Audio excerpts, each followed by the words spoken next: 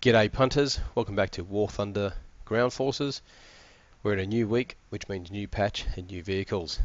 Currently we're having a looking at the Panzerkampfwagen Mark 6 Alf B, aka Tiger II, Royal Tiger, Bengal Tiger, Koenigs Tiger and Tiger B. This particular model is a early production model, so I'm going to dispel one of the myths of the Tiger II. And the reason why we can tell this is an early production model is the so-called Porsche turret mounted on it.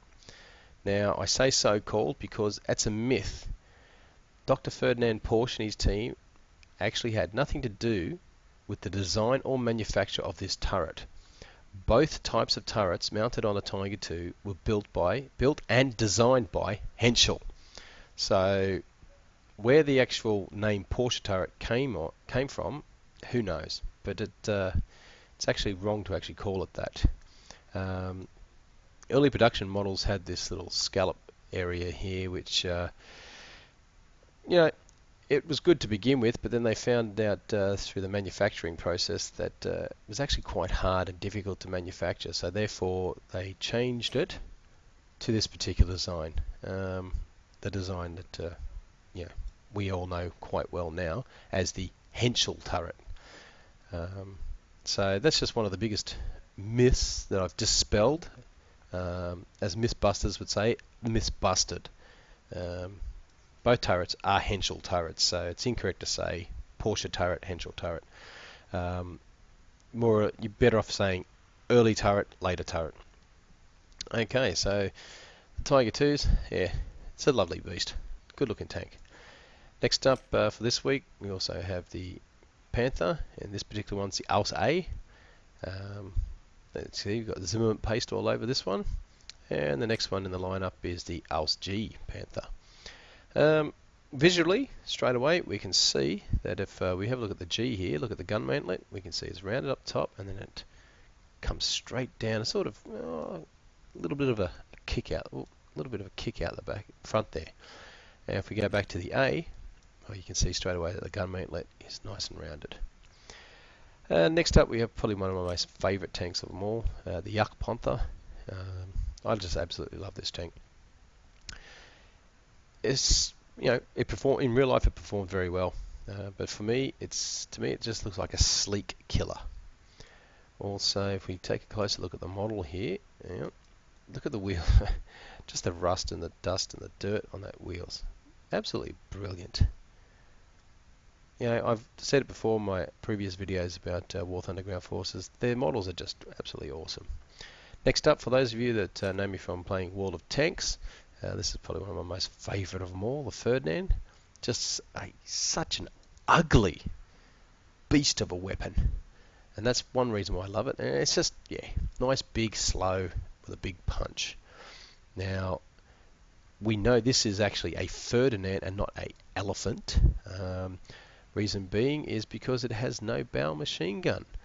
Now, after the operation of Kursk, when they first used the Ferdinand, they found out it was very vulnerable to infantry attacks. So later on, they added the machine gun. They also then decided to go through a name change and call it the Elephant. Okay, now let's have a quick run through the new Russians. Okay, well, let's go back. So we've got the T-34-85 in there again, so no problem. Next up, we have the development of the T-34, the T-44. As we can see, we're starting to get into the more...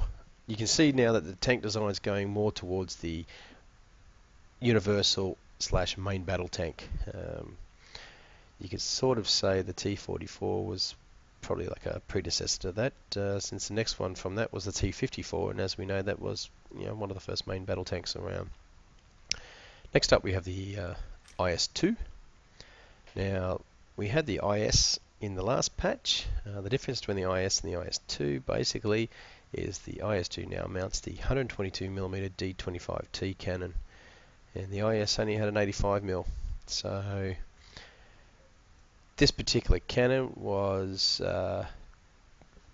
brought about to combat the heavier German tanks that they encountered. Next up is the IS-2 Mod 1944. Visually, straight away, we can see we've got the Dushka sitting on top here. And the biggest difference, if we go back to the IS2, look at the front hull here, and then back to the mod. And we can see nice sloped armour there. So they decided to make it a lot more difficult to penetrate through the front there. Next up, we've got the Su-85M, okay, which nice little TD. Then we got the Su-100, probably one of my favourite of all the Russian TDs. Interesting fact about this, if I remember correctly, I believe it was the Su-85M. If we just have a look at these two, regardless that there's no log on this one, but if we actually flick through, you can see that it looks like the same vehicle, but one's an Su-85, one's an Su-100. Well, what actually happened was there is an Su-85. The Su-85 is a different vehicle again. The Su-85M is an Su-100 with an 85mm gun in it. What happened was when they first pulled these out of the production, they didn't have enough. Well, in fact, there was a shortage of 100mm guns. So they threw in 85mm guns, gave it a new naming, or renamed it to an Su-85M to distinguish between the Su-100, and voila. So same hull, same everything except basically the gun. The Su-100's got the 100mm obviously. Next up, we got some of the big boys, the ISU-122. Now, it's just a beast, right? Well, there's not much else you can say about the Russians. It's a beast. Then we have the ISU-122S. Now the difference between the S and the standard version, as we can see, is the cannon. Okay, this big lovely muzzle brake, it's a bit thicker on the barrel there. As you can see, it's a bit thinner, no muzzle brake. And yes, that's basically the difference. So that's just a quick overview, guys, of the new tanks for this round of testing. I'm going to take out some of these and have some fun, hopefully. I may do some in-action or in-game footage, but lately I haven't really been doing it, only because it's been taking up a fair bit of amount of time and I haven't got much time to actually get these things done. Okay, guys, well, I hope that this has whet your appetite to see more of War on the Ground Forces, and hopefully inspires you people to actually decide, yes, I want to play this game. Okay, guys, as I say always, have a good day and catch you around like a rissole.